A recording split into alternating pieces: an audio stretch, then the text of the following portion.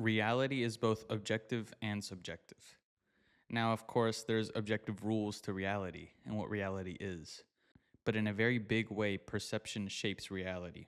For example, as humans, our perceptions of what a government should be or what life should be has shaped our current society. Like over time, this is what we developed because maybe it was the most popular or just the people who got in power, this is how they thought, right? This was their perception. So perception can shape reality an insane amount. And that applies to immediate life as well, not just a culture, but what's around you, who's around you. So let's say you're growing, you're doing self improvement, you're taking advice, you're applying it, you're doing better in life, you're moving forward. Everyone else around you, they don't see it that way. I mean, maybe some will, but most won't. And they'll see your growth slower than you see it. And they'll treat you like the same old person. And that makes it harder to become a new person in the first place because, I mean, it's just demotivating or it's just like, it's just annoying, sad. You don't want to hear it. Like the same old lectures, the same old bullshit, etc. Even though you're growing and becoming a new person. So perception is a pretty powerful thing. It shaped our society, it runs our society. Everything that, like any major system we use nowadays, was perceived by enough people or perceived by one person, and a lot of people saw the same vision or the same idea, and they were like, yeah, we do that. That's how we have money. That's how we have, our infrastructure. It's how everything works, our laws.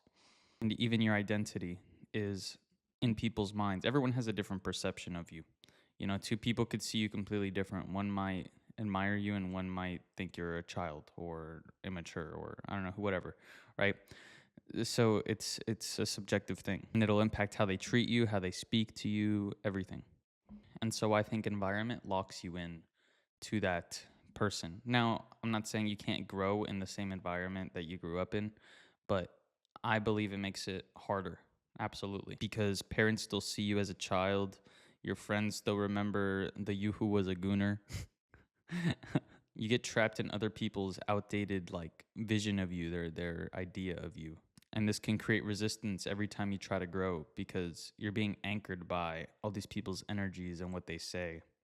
And it's just unadvantageous. Moving changes everything. Why?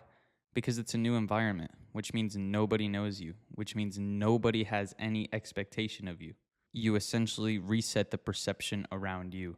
So all the people you meet now, your first impression will be whoever you are in the moment, not 13-year-old gooner you, but I don't know, 18-year-old self-improvement you who go to the gym and do all that good shit, you know what I'm saying? And the neutral view helps you step into that position of that person you're becoming and the person you already are in a way. You know what I mean? It doesn't mean you have to be you shouldn't try to act like you're more of something or less of something than you really are. Just be yourself. But the point is that people from your past will see you as your past self, and people that you just meet will only see you as whoever they just met and beyond, right?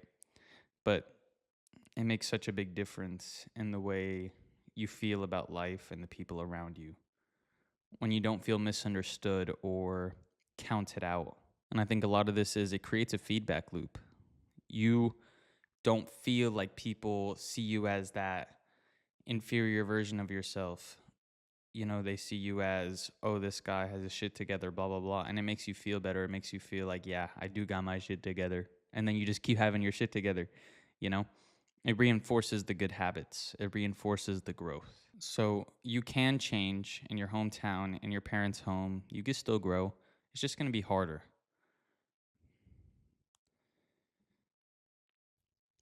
Other people's perceptions will impact your reality.